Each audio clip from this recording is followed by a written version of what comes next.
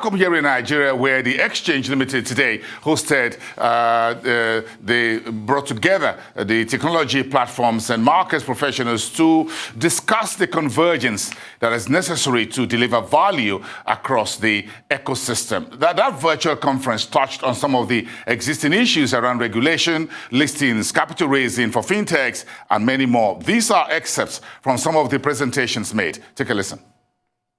NGX is a technology powerhouse that leverages smart business models to deliver vertical platforms across capital formation, investments, capacity building, market development, and a plethora of other services within the capital markets ecosystem. If you view the exchange across the three verticals of digitization, digitalization, and digital transformation, you will find that the exchange has been a strong consumer of technology. And indeed, the exchange has pioneered many solutions, not just to optimize our internal efficiency, but to improve on our value delivery to our customers. You will likely be aware that there has been no physical trading on the floor of the exchange for over 18 months, with all trading being done remotely and with no recorded downtime in that period. This is a testament to our digitization efforts. And as you will come to see during this event, we have pioneered many frontline capital market solutions through technology. As we look to the future to build on our rich heritage as the first and foremost multi-asset securities exchange in Nigeria, championing Africa's sustainable growth and prosperity, there are three core themes that will define our plans around technology going forward. The first is a digital transformation journey that should make it easier for investors, particularly retail investors, to access products on the exchange.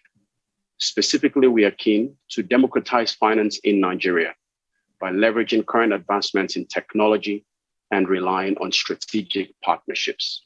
We will be doing this in followership with our apex regulator, the Securities and Exchange Commission. The second is a clear plan to use the exchange as a platform to accelerate the innovation we have in tech and ICT in Nigeria.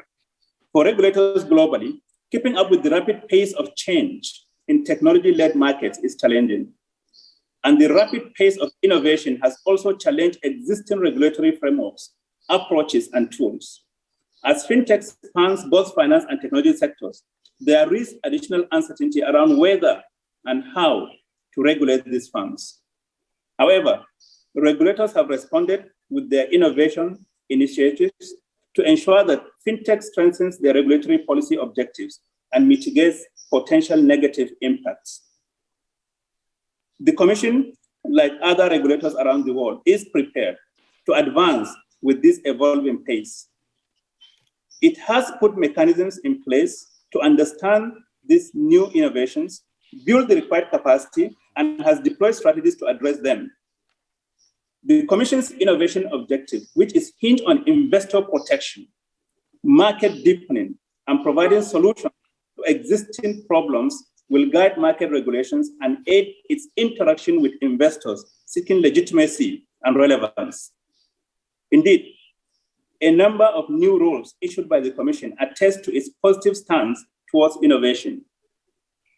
We have in recent times noticed collaborations between capital market operators, CMOs, and fintech companies, and the attempt by self-regulatory organizations like the NGX to propose governance criteria to guide such collaborations. It is therefore pertinent to emphasize the huge responsibility on NGX and its members to ensure that things are done within the confines of extant regulations. We must strike the right balance between innovation, market integrity, and protection of investors, without whom there will be no markets. For the technology enthusiasts and promoters, it is essential to understand the workings of the capital market, as this will enhance your ability to make relevant input and collaborate in an efficient manner. May I use this medium to enjoin innovators to promote safe and viable technology-enabled products and services that will ultimately increase market depth and access. The Commission on its part will continue to enable a level playing field by encouraging innovations that introduce efficiency into the market, advance financial inclusion and market deepening, and create positive impact in the Nigerian capital market. As of today, right, in the world, I would say we're in the era of we're in the information age, basically, where technology is leapfrogging every business model, every infrastructure that we could think about, right? And with that information, with that assumption, with that fact, we're seeing growth happening across the landscape. So for us, it's important to understand, is it a credibility question for listing? Is it a value extraction question? Or is it a liquidity for your existing shareholder question? Because they all have slightly different responses. But the key takeaway that we've identified in having conversations with founders and some of these different companies, and they all come in very different shapes and sizes, is that we need to make the process easier. We need to reduce the barriers to entry. Technology companies are often very young and often structured very differently. So the standard one size fits all that we have used historically, albeit with some flexibilities, probably we need to think about that a little bit more and see how we can create specific solutions tailored at technology companies. There's also a buy-side question to this that often gets missed, in that in as much as the companies may want to raise capital, if that's the purposes of getting listed, the buy side must understand how to value these companies in a way that the companies recognize vis-a-vis how they will be valued in other jurisdictions. So there is an education piece to that. And that's something that we certainly spend some time. And it's also some work that also needs to happen also at the founder or the issuer level, because ultimately there is a story that needs to be told. The buy side doesn't, at least the local buy side, gets that to some degree, and we're seeing more and more of that. But I think we need to celebrate and make a little bit more noise as to what exactly is the story. Because indeed, there are investors out there that may be looking to invest in a company with the expectation of a dividend payment.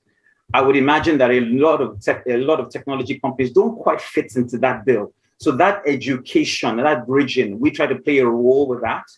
We try to foster those conversations. We try to have conversations on the buy side and the sell side to make sure that whatever we've built, whatever we're building, ticks the boxes of both categories, because indeed both are necessary for a successful listing. Some of our portfolio companies have gone through quite a bit of hurdle with some of the regulatory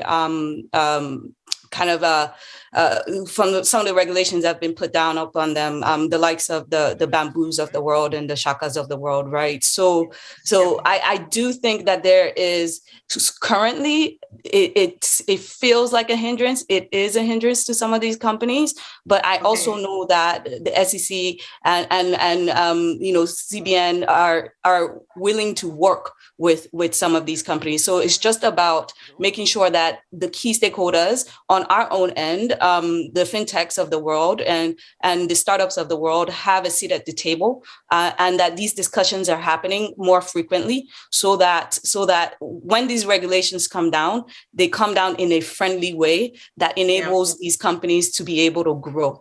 So, and not hinder their progress as they're trying to essentially scale their businesses. And I think at the end of it, we all want the same thing. We want economic growth. And I believe that the fintechs of the world and some of these startups are innovative enough to help push for that economic growth for our country. And I do think that is aligned as well with what our regulators want. It's just about, I think it's all about communication at the end of the day. Yes, it's all about communication, bringing the markets and the regulators and fintech operators and everyone, professionals, on the same table. That will continue on a quarterly basis moving forward.